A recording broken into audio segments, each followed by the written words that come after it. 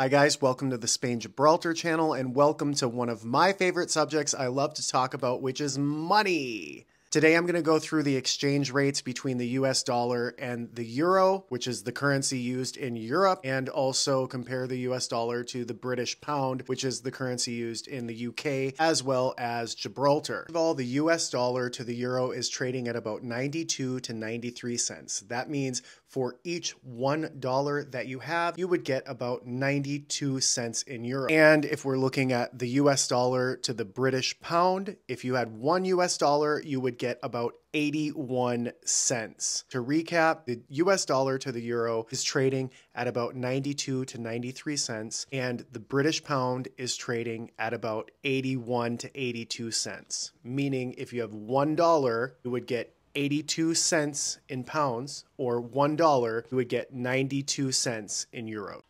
Let's break down what that means for you if you're taking a trip here to Spain or to the UK or Spain and crossing into Gibraltar. For instance, let's say you have a $100 bill. You have $100 and you bring it to exchange. You would get, according to the rates, 92 euros.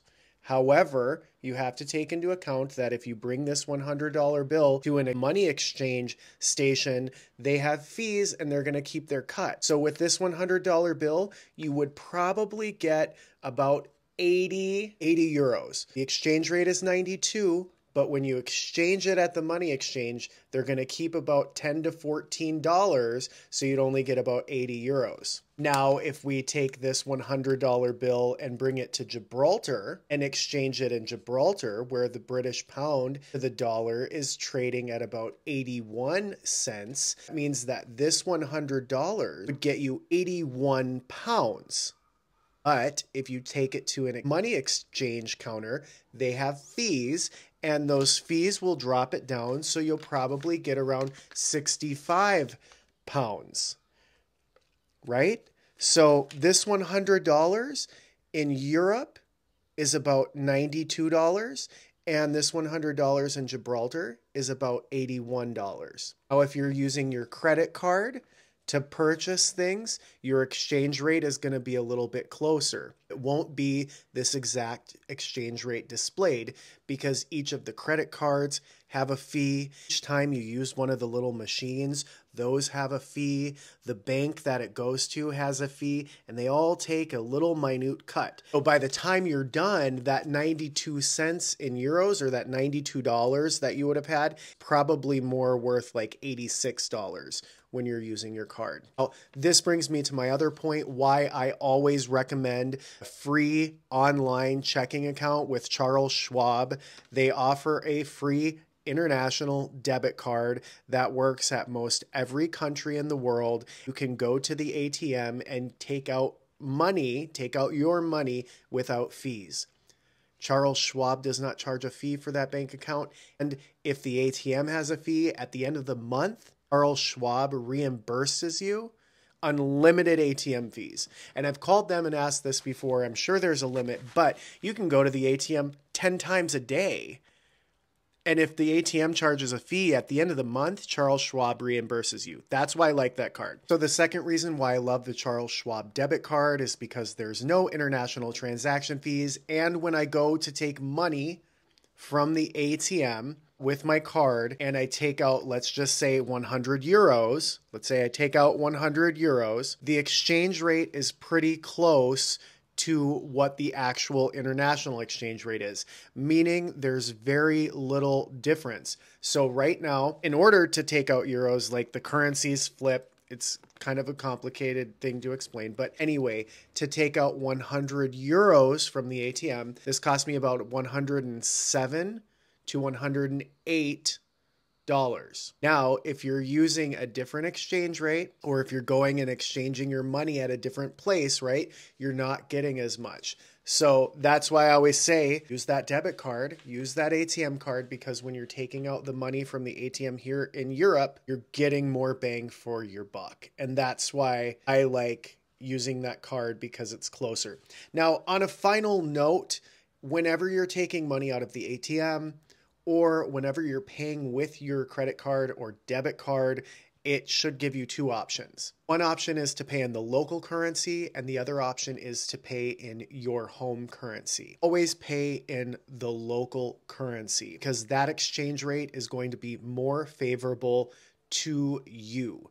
So if you go to a restaurant and your total bill is 100 euros, it will say, do you want to pay for this in euros or in US dollars? Select the euros option because that exchange rate is going to be closer to the amount of the actual 100 euros. Whereas if you accept the US dollar amount, the bank, that's the credit card machine, right? Their bank is calculating in. And a lot of times that's going to be 5 to 10% more than what the actual cost is. So just a quick example, if I went to dinner and spent these 100 euros, but on my credit card, that would be 108 US dollars from my credit card. If I select the option on the credit card machine to pay in US dollars, they're gonna put a random exchange rate on there, and I'll probably end up paying about 115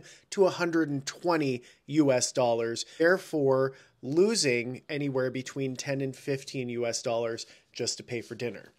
So there is a little bit of information about currency exchange rates currently here at the end of March in 2023. Like I said, exchange rates are constantly fluctuating. Most of the time it's between a cent or 2 cents, right? It's nothing major, especially between the dominant currencies like the euro, the pound, and the US dollar. However, if you watch the currencies over a long period of time, like it was last November, the US dollar and the euro were at parity, which means they're the exact same. And the US dollar was actually a little bit stronger than the euro, where if I had here $100 in November, I would have got 104 euros. Today, if I have $100, I only get 92 euros. So currencies always change. They're liquid, they're fluid. If you're on a trip in Europe and you want to pay a little bit of attention to how your spending is going or to keep your spending in check, or if you're on a budget or whatever, I highly recommend watching the currencies and seeing when it's most favorable for you to take money out of the ATM. Thank you for talking about currencies with me, talking about money. I love money. I've got 3 different currencies right here because I live on the border, on an international border where different currencies are used. So thank you so much for joining the Spain Gibraltar channel. Of course, if you have any questions about travel to Spain, travel to Gibraltar, history, culture, money, anything like that, please be sure to leave them in the comment section below. Thanks so much and have a great day and a great trip to Europe.